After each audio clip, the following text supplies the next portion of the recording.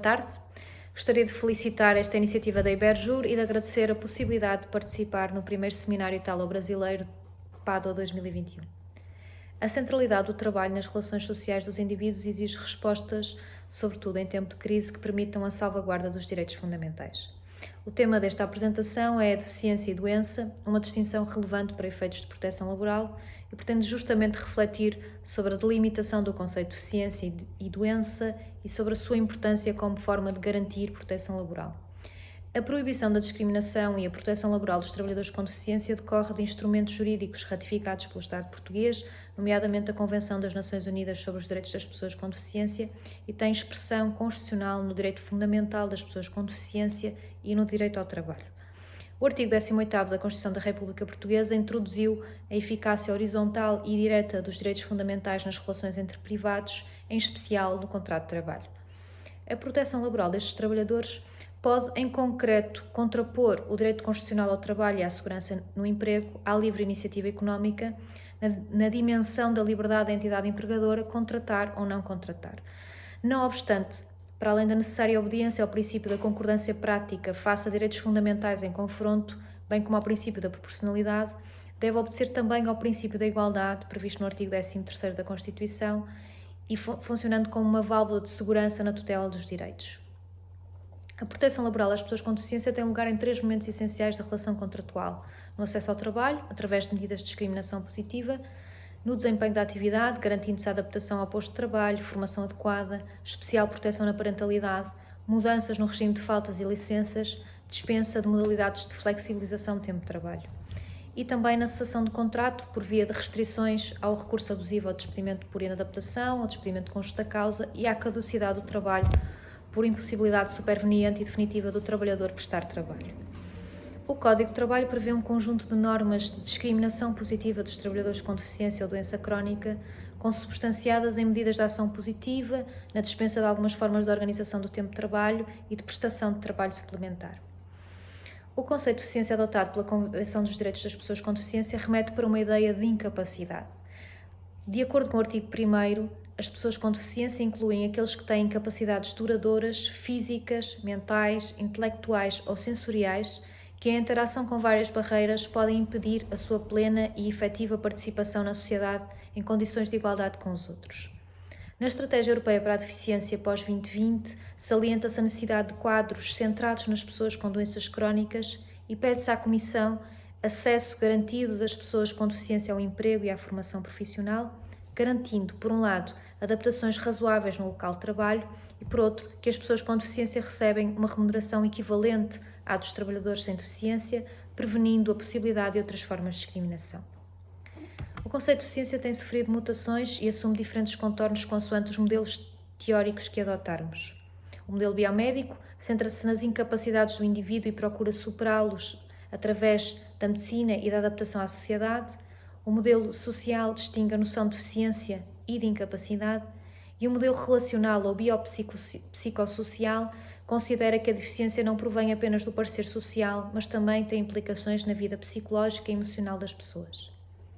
Há autores que consideram que uma definição de deficiência sob uma perspectiva médica é incompatível com a Convenção dos Direitos das Pessoas com Deficiência, mas também alertam para a dificuldade de construir um modelo unicamente social sem ter em conta as incapacidades. Para esses autores, uma perspectiva de direitos humanos da deficiência pressupõe que as pessoas sejam encaradas como sujeitos e não como objetos, sendo o grande desafio o de respeitar uma abordagem da deficiência centrada na pessoa, sem individualizar o conceito de deficiência. A proteção laboral a conferir às pessoas com deficiência tem um enquadramento legal distinto do das pessoas com doença, nomeadamente crónicas, apesar de existirem algumas situações de equiparação, como aconteceu, por exemplo, na Lei 90/2019 de 4 de setembro, que introduziu uma alteração ao Código do Trabalho relativa ao reforço de direitos na parentalidade. A nível comunitário, a Diretiva 2078 do Conselho, de 27 de novembro de 2000, que estabelece um quadro geral de igualdade de tratamento no emprego e na atividade profissional, não reconhece a doença crónica como uma das causas de discriminação. Por outro lado, os Estados-membros não consagram expressamente a doença como causa de discriminação, mas apenas a discriminação que assenta na incapacidade da pessoa, tal como surge previsto no ordenamento jurídico espanhol, italiano, alemão e inglês. No entanto, o Reino Unido adota, ao contrário de Espanha, um conceito amplo de incapacidade, integrando doenças como o cancro ou a esclerose múltipla. Com vista a dar garantias aos trabalhadores no caso de doenças com cada vez maior incidência, como é o caso do cancro, há quem defenda a recondução das doenças oncológicas a uma forma de deficiência. A jurisprudência do Tribunal de Justiça da União Europeia reflete uma mudança no conceito de deficiência decorrente das implicações da ratificação por parte da União Europeia da Convenção dos Direitos das Pessoas com Deficiência. No processo Chacón Navas, relativo ao despedimento por uma empresa espanhola de um trabalhador durante uma licença por doença, a empresa assumiu a irregularidade do ato e pagou uma indemnização. Segundo a lei espanhola, em caso de despedimento discriminatório, os trabalhadores devem ser reintegrados. Esta decisão levanta duas questões.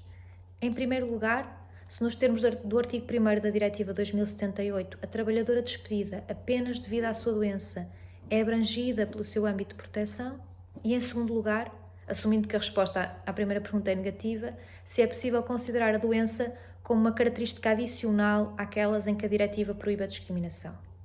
O Tribunal respondeu negativamente a ambas as perguntas e esta compreensão restrita do conceito de deficiência foi criticada pela doutrina. Por sua vez, o processo HK Dinamarca debruça sobre uma trabalhadora chamada Jet Ring. A trabalhadora sofria de dores lombares permanentes sem tratamento, pelo que faltou repetidamente e veio a ser informada do seu despedimento. De acordo com uma disposição da lei dinamarquesa, se a trabalhadora estivesse ausente do trabalho no ano anterior devido à doença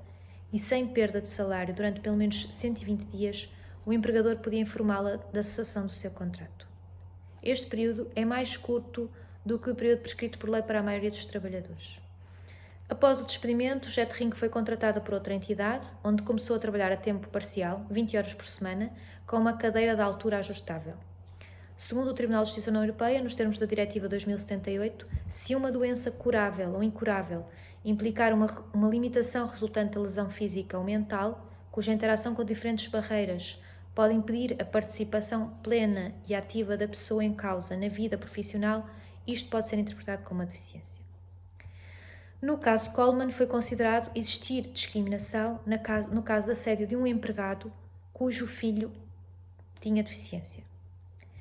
Já no caso Kaltov, ficou claro que mesmo que a causa da deficiência tenha sido causada pela obesidade do trabalhador, o facto das circunstâncias terem sido causadas por ele não é suficiente para excluir a aplicação da diretiva. Segundo a diretiva, é proibida a discriminação direta, ou seja, o tratamento menos favorável de uma pessoa em relação a outra porque tem uma deficiência,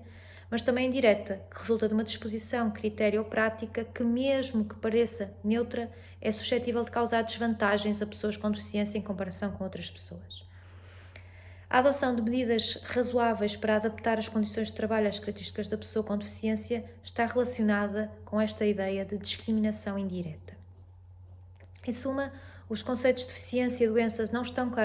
claramente definidos quer no direito da União Europeia, quer no direito nacional,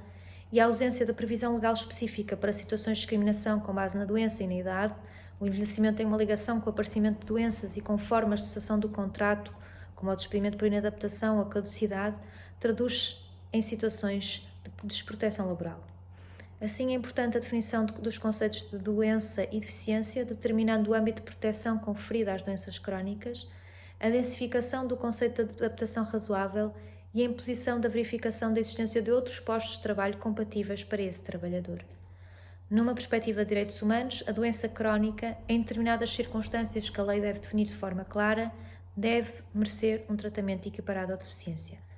A tutela da discriminação da pessoa com deficiência pressupõe uma interpretação ampla o suficiente do conceito de deficiência que se compagine com a perspectiva constante da Convenção dos Direitos das Pessoas com Deficiência. Muito obrigada.